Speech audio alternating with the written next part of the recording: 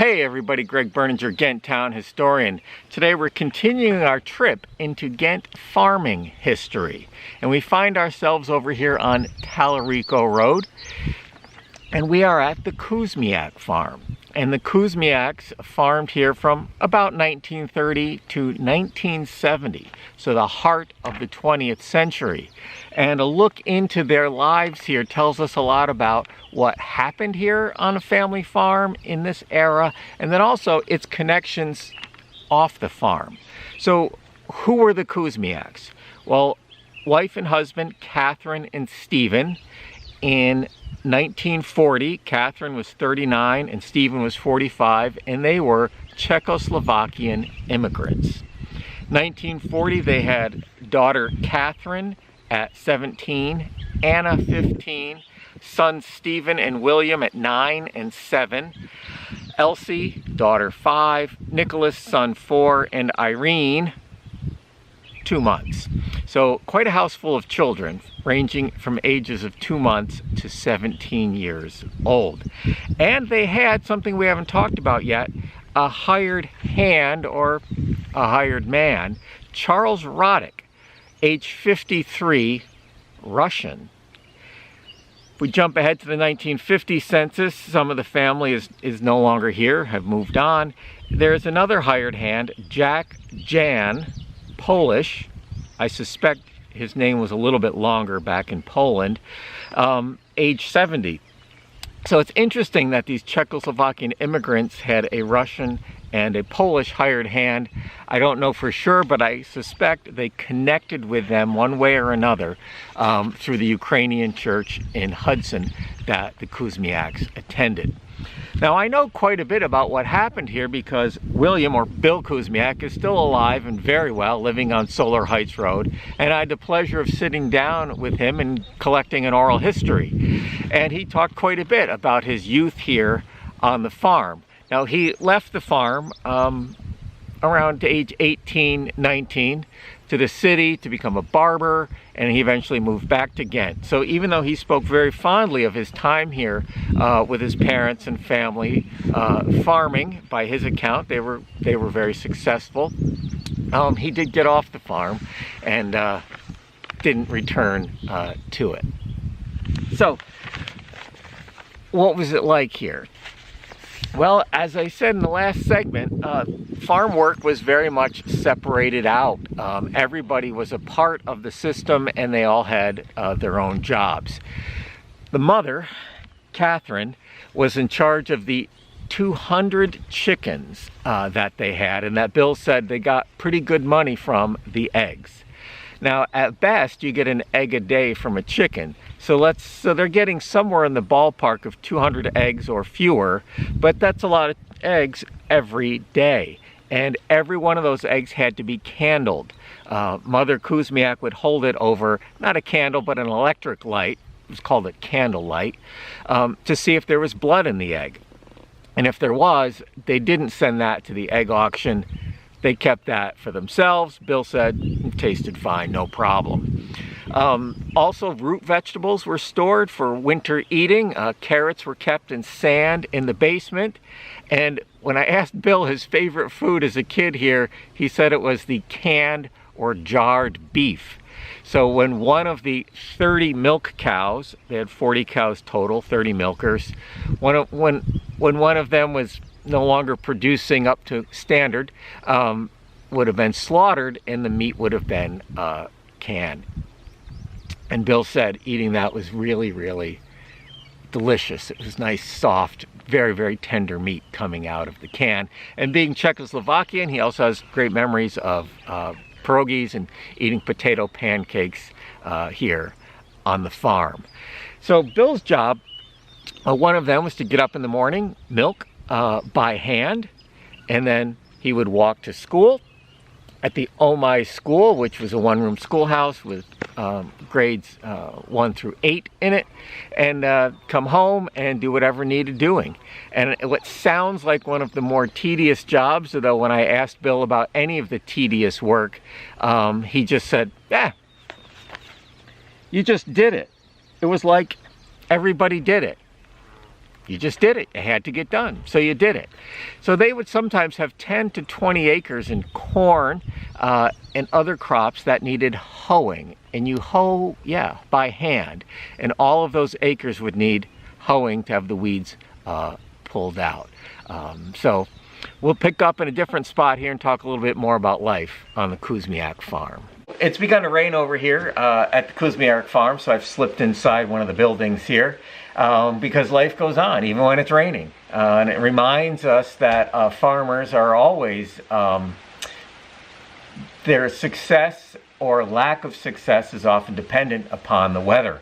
And a good, beneficial soaking rain like we've had the last few days would have been welcomed after the dry spell that we've had. But you don't want it too wet because you might need to get into your field. So I always had the sense from my father, who grew up on a farm very similar to this, that the whole mood of the family, it was often based on the weather, because that had a direct impact on your livelihood and maybe your life as far as getting enough food. But we'll pick up where we left off in the last segment. So in the evenings, as some of you know, cows need to be milked twice a day regardless of weather. So as on many farms in Ghent, you'd milk in the evening and then you had the milk, but you didn't have any refrigeration for it at this time. So the Kuzmiaks would take it down the road here a little bit to the Leggett, one of the many Leggett farms in Ghent history, to the Leggett farm where they had a spring. And as you may know, water in the spring is consistently cool no matter the time of day, even somewhat the time of the year. And those cans would sit there overnight. After the morning milking was done, a truck would come around and pick up the milk and take it to the Borden's plant in Ghent for processing, and then it would be shipped out to densely populated areas that needed the milk. And you know, Bill said it was important. They had a good guy to pick up the milk who was honest, because I guess some people, and reputation was everything at this time, right? When you're so economically connected to everyone, some milk pickup guys would take a little bit of tip, take a little bit of their own, take a little bit of the family milk and sell it as their own. But Bill said they had a good, honest milkman who was really important to them. On Sundays, the milk didn't get picked up, and Bill would go with the guy to deliver it over to the Borden's plant. That was a good chance to get off the farm. Other places that the family had connections with to make their life was the mill and down in Claverick Red Mills.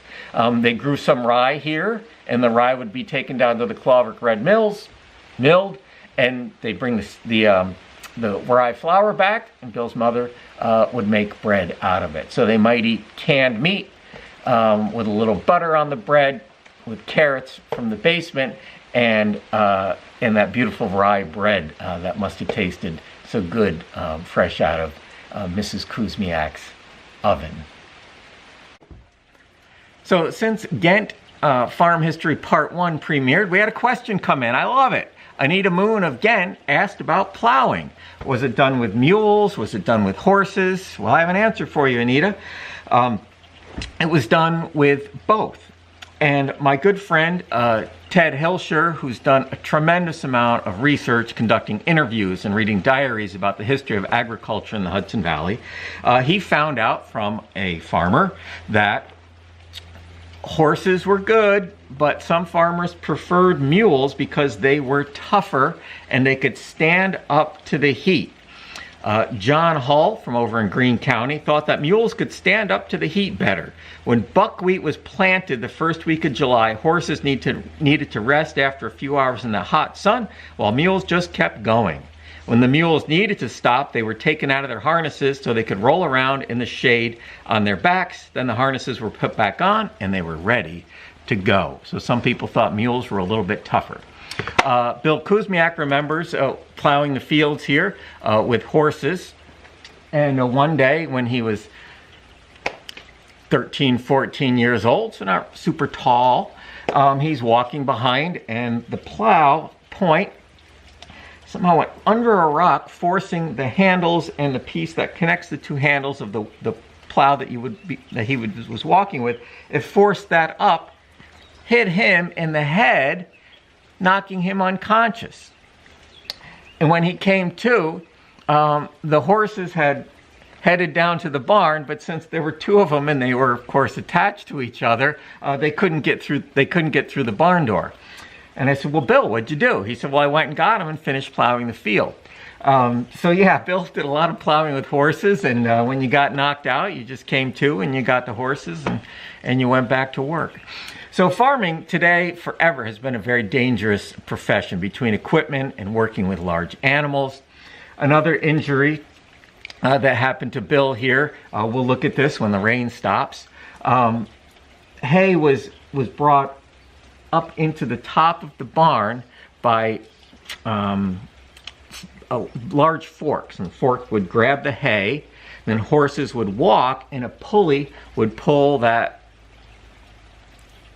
forks full of hay, tongs I guess might be a better word. Then those would go into the top of the barn along a track, pull a lever, and they would open up, leave the hay, and the empty tongs went back out, down to grab more hay. Well, little kids like to mess around and shimmy up the rope, and one day Bill was doing just that when he was 4 years old, and his hand got caught in the pulley and severely damaged his hand. To this day, he's missing fingers, and for much of his youth, he couldn't open his hand. But by the time he was a teenager, he went to New York City for surgery, was there for a couple months, pretty much away from his family, and got his hand operated on, and even though he's still missing some parts of it, said it hasn't held him back any at all. So farm life was tough. He had a good attitude.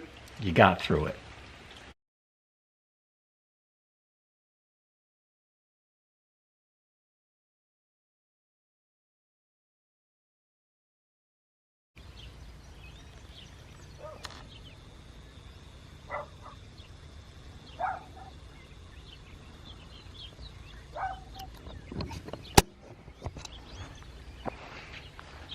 That's what I was trying to describe earlier. That's the gizmo that would go along on a track along the top beam of the barn, and there would be a rope that came through it, and that would come down with the tongs and pick up the loose hay to store in the haymow. And that's the larger contraption that Bill got his hand caught in when he was 4 years old. So other things besides all of the work on the farm that Bill would do, he would sometimes ride his bike over to Lampman's in the hamlet of Ghent for swimming. He remembers playing darts at the West Ghent Grange, and even going to square dances in Spencertown. So he got out and about like any young person of any age. So life here, 1930s, 40s, farm life in Ghent, a time of transition.